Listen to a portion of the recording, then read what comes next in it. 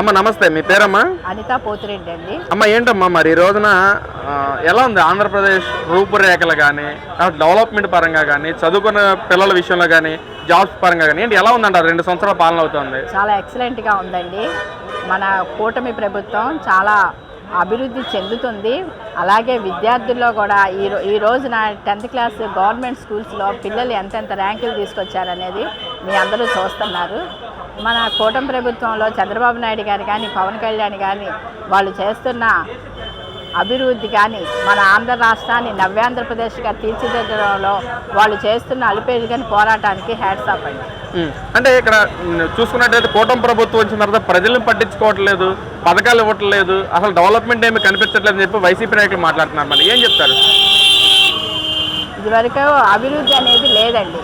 అభివృద్ధి అనేది లేకుండా ఆయన ఏం చేశాడు? వచ్చిన సొమ్మును వచ్చినట్టుగా పథకాలకి ఇచ్చుకుంటా వెళ్ళిపోయారు. ఆయన 1 సంవత్సరం ఒక పథకాలు ఇచ్చాడు అని అంటే ఆ నిత్యావసర వస్తువులు పెంచేశాడు, ఆ కరెంటు బిల్లులు పెంచేశాడు. అలాగే దానిలో ఆయన అన్ని లాగుతున్నాడు అనేది జనాలు అర్థం చేసుకోలేదు.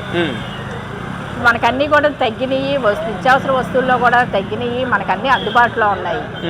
అంటే ఇక్కడ అసలు ప్రజలు ముఖ్యంగా ప్రజలే దేవుళ్ళు ఓట్లేసి గెలిపించిన ప్రజలనే మోసం చేస్తామని కూటమి ప్రభుత్వ నాయకులు దాచుకో దోచుకో పంచుకో అన్న కాన్సెప్ట్తో వ్యవహరిస్తూ ఉన్నారని చెప్పి అంటా ఉన్నారు. మరి ఏంటి అది? ప్రతిపక్ష పార్టీలు చేస్తున్న కుట్రలండి అవన్నీ కూడాను. మన ఆంధ్రప్రదేశ్లో కూటమి ప్రభుత్వంకి మించిన ప్రభుత్వం లేదు. అలాగే మన జనసేన పార్టీ అధ్యక్షుడు పవన్ కళ్యాణ్ గారు ఎక్కడో 24వ స్థానంలో ఉన్న పంచాయతీరాజుల్ని మొదటి స్థానంలో తీసుకొచ్చారు. అలాగే ఆంధ్ర రాష్ట్రాన్ని కూడా నవ్యాంధ్రప్రదేశ్గా తీర్చిదిద్దడంలో ఆయన బాగా చేస్తారని చెప్పి అంటే ఈ రోజున అదే పవన్ కళ్యాణ్ గారి మీద తీవ్ర విమర్శలు కూడా చేస్తున్నారు వైసీపీ నాయకులు. అసలు ఈ రోజున ఆపరేషన్ చేయించుకున్నాడు ఎందుకు? ఈ కాలంలో ఆపరేషన్ ఎలా చేయించుకుంటారు? ప్రజల గురించి అదే పక్కదొర పట్టించడానికి ఈ విధంగా చేశారని చెప్పి కూడా వైసీపీ నాయకులు మాట్లాడుతున్నారు. అమ్మా ఏంటి? అది చాలా దారుణం అండి. వాళ్ళకి 2 నాలుకలు, ఏ నాలుక ఎలా తిప్పితే అలా మాట్లాడతారు. ఈ టైంలో అంటే ఆపరేషన్ ఎందుకు చేయించుకోకూడదండి? ఆయన సివియర్ అయ్యింది ముక్కు, అందుకనే ఇవాళ వెళ్ళారు ఆయన ఆపరేషన్కి. అంతేగాని రెస్ట్ తీసుకోవడానికి కోసం ఒక అడ్వకేట్ అలాగే మాట్లాడుతుంది. ఆయన ఏదో రెస్ట్ తీసుకోవడం కోసం అలాగ చేస్తున్నాడు, ఆయనకి ఏ ప్రాబ్లము లేదు అని. ఇవన్నీ కూడా పిచ్చి పిచ్చి మాటలు మాట్లాడతారు, వాళ్ళకి మతి భ్రమించి మాట్లాడతారండి. అలాంటి వాళ్ళ గురించి మనం అసలు పట్టించుకోక్కర్లేదు.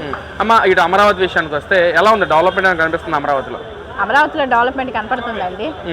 ఇప్పుడు మన బాలకృష్ణ గారు వచ్చి కూడా అది భూమి పూజ చేశారు కదా బసవతారకం హాస్పిటల్ కట్టడానికి.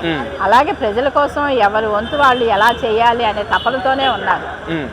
అంటే అమరావతిలో అద్దాల మేడలు కట్టుకుంటున్నారు, దానికి కూడా 2000 కోట్లు ఎందుకు వెచ్చిస్తున్నారు కూటమి ప్రభుత్వ నాయకులు అని చెప్పి అంటూ ఉన్నారు. మరి ఏంటి?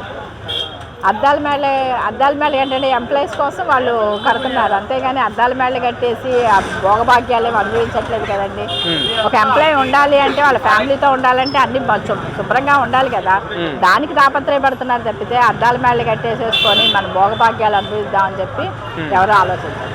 మరి నిన్న విడుదల రజనీ గారు ప్రెస్ మీట్లో మాట్లాడుతూ ఉన్నారు, అసలు బిగ్గెస్ట్ స్కామ్ ఏదన్నా ఉందంటే అది అమరావతి అని చెప్పి కూడా ఆవిడ మాట్లాడుతున్నారమ్మా. ఏంటి అసలు? వాళ్ళకి స్కాముల మీద చేసి వాళ్ళకి అలవాటు అయిపోయి వాళ్ళు ఈ ప్రభుత్వం ఏం చేస్తున్నా కూడా వాళ్ళకి స్కామ్గానే ఉందండి. అసలు బిగ్గెస్ట్ స్కామ్ అంటే వాళ్ళు చేసిన ఏంటి జగనన్న ఇళ్ళు, అదేంటి లిక్కర్లోను అన్నిట్లోనూ దాచుకున్నారు. వాళ్ళు చేసింది స్కాములు. ఇప్పుడు ప్రభుత్వం చేస్తుంది స్కాములు కాదు. ఏంటంటే వాళ్ళు దానికి అలవాటు పడిపోయి వాళ్ళది బయట పెట్టకుండా ముందు ఈ ప్రభుత్వాన్ని విమర్శిస్తున్నారు. అమ్మ మరి నిన్న ఏదైతే 10th క్లాస్ రిజల్ట్స్ వచ్చినాయో అది ఎలా, అంటే ఒక మహిళగా ఒక తల్లిగా ఏం చెప్తారు దాని గురించి? రిజల్ట్స్ బాగా వచ్చినాయండి, పిల్లలు కూడా చాలా బాగా.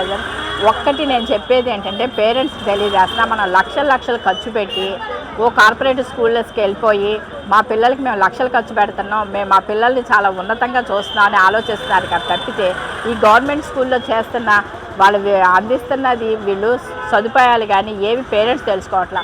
అందుకని నేను తల్లిదండ్రులు అందరికీ చెప్తున్నాను, మన గవర్నమెంట్ స్కూల్స్లో పిల్లల్ని చదివించండి.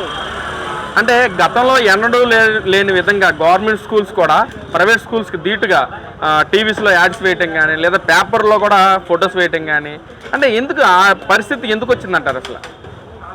గవర్నమెంట్ స్కూల్స్ ప్రతి ఒక్కళ్ళు కార్పొరేట్ స్కూల్కి వెళ్ళలేరు కదండి. గవర్నమెంట్ స్కూల్స్లో చదివే పిల్లలు అన్యాయం అయిపోకూడదు. మనకు లాస్ట్ ఇయర్ ప్రభుత్వం ఏం చేసింది, గవర్నమెంట్ స్కూల్స్ని అసలు పట్టించుకోలేదు. వాళ్ళకి తినడానికి కూడా సరిగ్గా తిండి పెట్టలేదు. వాళ్ళకి చదువుకోవడానికి ఒక్కొక్క స్కూల్స్కి అయితే ఉపాధ్యాయుడు కూడా లేని పరిస్థితులు స్కూల్స్ కూడా ఉన్నాయి. కానీ ఈ రోజున అలా కాదు. గవర్నమెంట్ స్కూల్స్లో అంతా బాగుంది, సదుపాయాలు బాగున్నాయి. ప్రతి ఒక్కళ్ళు కూడా ఏంటండి, ఒక ఎంప్లాయీసే కాదు, రేపు రాజకీయ నాయకులు పిల్లలు కూడా గవర్నమెంట్ స్కూల్స్లో చదువుకునేటట్టుగా అందరూ కూడా మారాలి. అంటే దాన్ని కూడా వైసీపీ నాయకులు అంగీకరిస్తూ అసలు మా ప్రభుత్వంలో నాడు నేడు ద్వారా డెవలప్మెంట్ చేసాం కాబట్టి ఈ రోజు నా ఉత్తీర్ణత శాతం పెరిగిందని చెప్పి అంటా ఉన్నారమ్మా. ఏంటి వాళ్ళు డెవలప్ చేశారని వాళ్ళు అనుకోగానే సరికాదు కదండి, ప్రజలు అనుకోవాలి. వాళ్ళు ఎంత వాళ్ళు ఎంత అభివృద్ధి చేశారనేది ప్రజలందరికీ తెలుసు. ఈ రోజున ప్రతిదీ జగన్మోహన్ గారికి అలవాటే కదా, ఎవరిదన్నా అభివృద్ధి చేశారంటే అది నాదే ఖాతా అని ఆయన అలా పిచ్చి భ్రమలో ఉంటారు. అంటే మన గతంలో చూసుకున్నట్లయితే ఏదన్నా చిన్న మీటింగ్ జరిగినా సరే స్కూల్ పిల్లలను తీసుకురావడం కానీ లేదా ఏదన్నా ఇచ్చారినప్పుడు దానిలో రాజకీయ నాయకులు ఫొటోస్ వేయటం కానీ అలాంటి పరిస్థితులు చూసామా? ఈ రోజున అలాంటి పరిస్థితి ఏమన్నా ఉందా? అదేం లేదండి. రాజకీయ నాయకులు ఫోటోలు వేసి కాదు, ఇప్పుడు ఒక పవన్ కళ్యాణ్ గారి మీటింగ్ కానివ్వండి, చంద్రబాబు నాయుడు గారి మీటింగ్ కానీ పిల్లలు ఉంటే పిల్లల వరకే ఉన్నారు. ఏ రోజన్నా సరే ఒక ఫ్లెక్సీలు కట్టడం కానీ బ్యానర్లు వేయడం కానీ చూసారా మీరు? అదే జగన్మోహన్ రెడ్డి గారు పిల్లలకి మీటింగ్ కానీ అయితే అమ్మ ఒడిని రిలీజ్ చేస్తూ ఎవరికి పవన్ కళ్యాణ్ గారికి 3 పెళ్ళిళ్ళు, పవన్ కళ్యాణ్ గారి ప్యాకేజ్ ఇస్తారు, పవన్ కళ్యాణ్ దత్తపుత్రుడు, ఇలాంటి విషయాలు చెబితే పిల్లలు ఎలాగ అభివృద్ధి చెందుతారు? పిల్లలు అసలు వాళ్ళకి ఏం అర్థమవుతుంది? అది అలాంటి విషయాలన్నీ కూడా జగన్మోహన్ రెడ్డి గారు చర్చించేవాళ్ళు. ఈరోజు పవన్ కళ్యాణ్ గారు కానీ చంద్రబాబు నాయుడు గారు కానీ ఏ విధంగా ఏ టాపిక్ దాని వరకే మాట్లాడతారు.